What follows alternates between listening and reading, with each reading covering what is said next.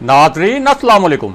Inside news के नए programme के साथ मैं हूं इब्राहिम राजा और आज हम आपको बताएंगे कि एक मशकूक इस्राएली जहाज़ की इस्लामाबाद में लैंडिंग का असल मामला क्या है,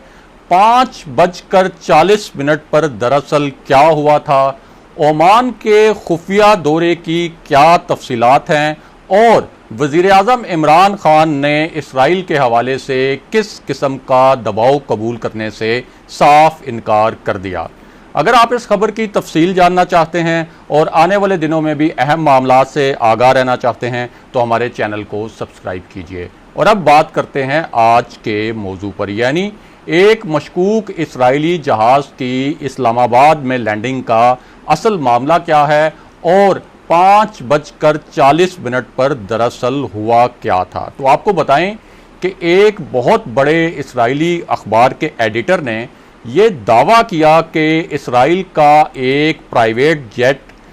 24 अक्टूबर को तल अबीब से उड़ा और तल अबीब से परवाज़ करने के बाद ये तैयारा उर्दन पहुंचा और फिर उर्दन से परवाज़ करके सुबह 5:40 पर इस्लामाबाद में लैंड कर गया। और इस सहाफ़ी के मुताबिक तैयारे को पहले उर्दन में लैंड कराने का मकसद एक तरह से धोखा देना था ताकि ये ना पता चल सके कि ये जो तैयारा है ये बराह रास्त तल अबीब से यानी इसराइल से इस्लामाबाद आया। इसी तरह इस सहाफ़ी ने यह दावा भी किया कि ये तैयारा कोई 10 घंटे इस्लामाबाद एयरपोर्ट पर खड़ा रहा और ये तासुर देने की कोशिश की इस सहाफ़ी ने कि इस इसराइली तैयारे में मुमकिना तौर पर कुछ अहम इसराइली शख्सियात थीं और उन 10 घंटों के दौरान जिन 10 घंटों में ये तैयारा इस्लामाबाद एयरपोर्ट पर खड़ा रहा उस दौरान इसराइली शख्सियात की पाकिस्तान की कुछ अहम शख्सियात से मुलाकातें भी हुई होंगी। और ये जो सारा दावा है इस सहाफ़ी का, ये दावा किया गया एक फ़्लाइट ट्रैकिंग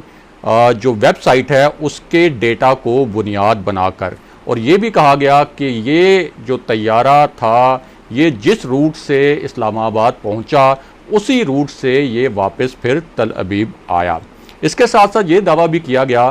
कि ये जो जहाज़ इस्लामाबाद पहुंचा मुबैना तौर पर ये इसराइली वज़ीर आज़म का जो ओमान का एक पुरअसरार और खुफिया दौरा था उससे एक दिन पहले इस्लामाबाद आया और ये जो इसराइली वज़ीर आज़म का दौरा था किसी भी इसराइली वज़ीर आज़म की जानिब से 20 साल बाद ओमान का किया जाने वाला दौरा था। अब इस सहाफ़ी ने फ़्लाइट डेटा की कुछ तस्वीर तो शेयर की, लेकिन जिस वेबसाइट से ये तस्वीर उठाई गई थी उस वेबसाइट ने इस मामले की बिल्कुल कोई तस्दीक नहीं की, ना ही इसराइली हुकूमत ने इस मामले की कोई तस्दीक की और पाकिस्तान की जो सिविल एविएशन अथॉरिटी है उसने भी इस खबर को मुकम्मल तौर पर बेबुनियाद करार दिया। और बाद में इसी सहाफ़ी ने ख़ुद ये भी कह दिया कि हो सकता है कि ये जो तैयारा है इसने इस्लामाबाद में लैंड ना किया हो और ये सिर्फ इस्लामाबाद एयरपोर्ट के ऊपर से गुजरा हो। अब इस मामले से जुड़े दो मज़ीद इंतहाई दिलचस्प पहलू भी आपको बताते हैं और फिर आपको बताएंगे कि वज़ीर आज़म इमरान खान ने इसराइली लॉबी के सामने इसराइल के बारे में क्या अल्फाज बोल कर उन्हें बिल्कुल हैरान कर दिया था। तो पहले आपको ये बताएं कि मारूफ अमरीकी अखबार न्यूयॉर्क टाइम्स की एक रिपोर्ट के मुताबिक दुनिया में 5 ममालिक ऐसे हैं जिनके मिज़ाइलों की रेंज इतनी है कि वो दुनिया के किसी भी मुल्क और किसी भी जगह को हिट कर सकते हैं। इनमें अमरीका, बरतानिया, रूस, चीन और फ्रांस शामिल हैं, जबकि 7 मुल्कों की ऐसी फहरिस्त बताई गई जिन्होंने अपने मिज़ाइलों की रेंज में तेज़ी से इंतहाई हैरान कुन इजाफा किया है और इस फहरिस्त में न्यूयॉर्क टाइम्स ने पाकिस्तान को भी शामिल किया।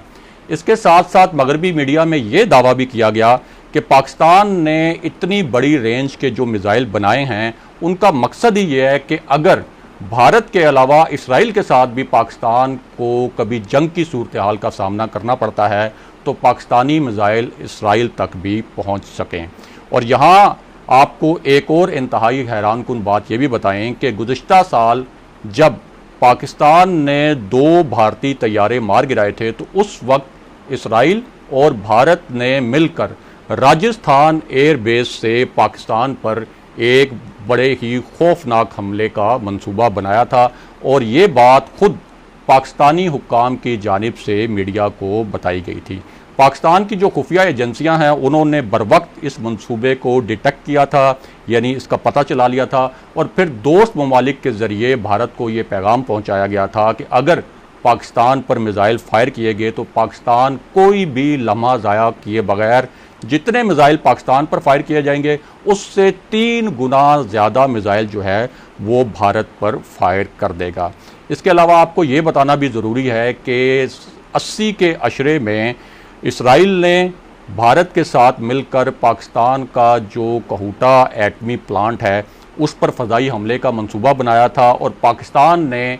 जब उसको ये मुसद्दिका रिपोर्ट्स मिली तो ये जवाबी मंसूबाबंदी की थी कि अगर ये हमला हुआ तो फिर पाक फ़ज़ाइया भारत के तमाम एटमी प्लांट्स को तहस नहस कर देगी और इसके लिए एक ऑल आउट जवाबी अटैक किया जाएगा।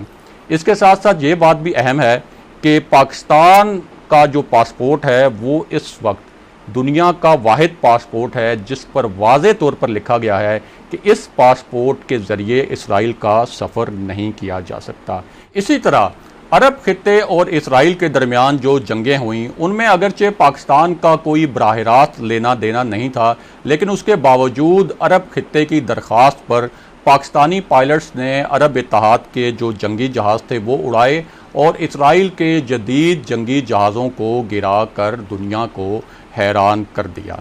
अब इस पूरे तनाजुर में वज़ीर-ए-आज़म इमरान खान और इसराइल के बारे में उनके मौक़िफ़ की बात करते हैं। तो आपको बताएं कि वज़ीर-ए-आज़म इमरान खान से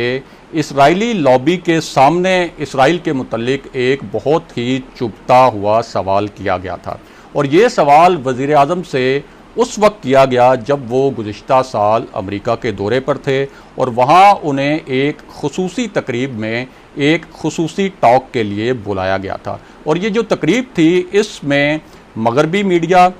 सफारतकार और इसराइली लॉबी के लोग भी शरीक थे और मैं और चंद दीगर पाकिस्तानी सहाफ़ी भी इस तकरीब की कवरेज के लिए वहाँ मौजूद थे। तो इस तकरीब के दौरान वज़ीर-ए-आज़म इमरान खान से ये चुभता हुआ सवाल पूछा गया कि क्या पाकिस्तान इसराइल को तस्लीम करने जा रहा है। तो वज़ीर-ए-आज़म ने इस सवाल के जवाब में कोई लफ्ज़ चबाए बगैर, यानी इस सवाल का कोई गोल मोल जवाब देने के बजाय सीधा और 2 टोक अल्फाज में कहा कि पाकिस्तान का और उनका इस बारे में मौक़िफ़ इंतहाई वाज़ेह है और वो मौक़िफ़ ये है कि जब तक फ़लस्तीनियों को उनके हुकूक़ के मुताबिक उनकी खुद मुख्तार रियासत नहीं दी जाती, पाकिस्तान किसी सूरत इसराइल को तस्लीम नहीं करेगा और इस हवाले से किसी किस्म की पेशरफ्त का कोई इम्कान नहीं। और उन्होंने इसी जवाब में कायद-ए-आज़म का एक जो कोट है वो भी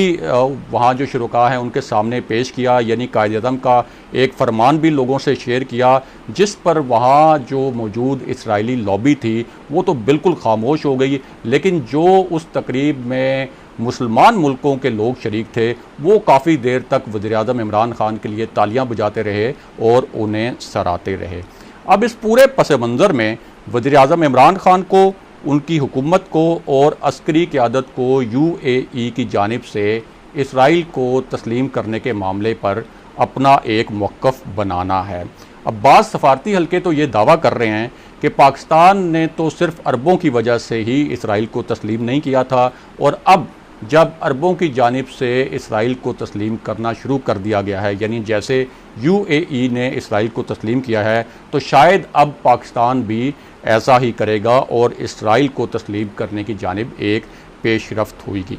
लेकिन हमारी इस मामले पर जो हुकूमती ज़राए से और सफारती ज़राए से बात हुई है उनका कहना है कि ये जो तासुर बन रहा है कि पाकिस्तान भी शायद इसराइल को तस्लीम करेगा, ये तासुर बिल्कुल गलत है। पाकिस्तान का इस मामले पर बिल्कुल एक 2 टोक मौक़िफ़ है और